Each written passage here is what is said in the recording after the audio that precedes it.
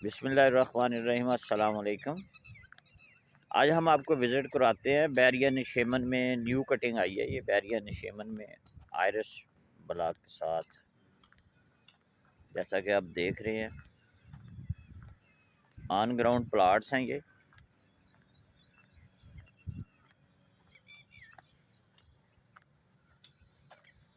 पाँच मरले की कटिंग है ये यहाँ, यानी 5 मरले के प्लाट्स हैं।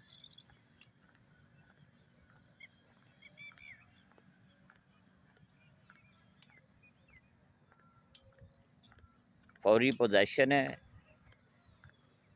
जैसा कि आप देख रहे हैं। अंडरग्राउंड इलेक्ट्रिसिटी है यहाँ।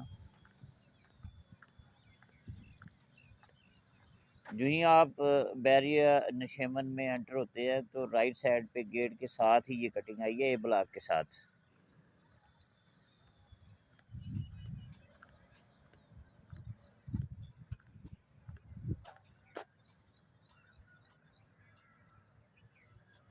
आयरस ब्लॉक के नाम से ये कटिंग है, 5 मरले की।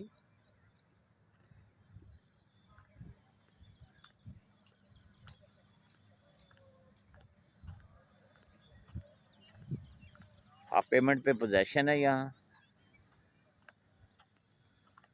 और बकाया पेमेंट जो है वो अचानक साथ में है।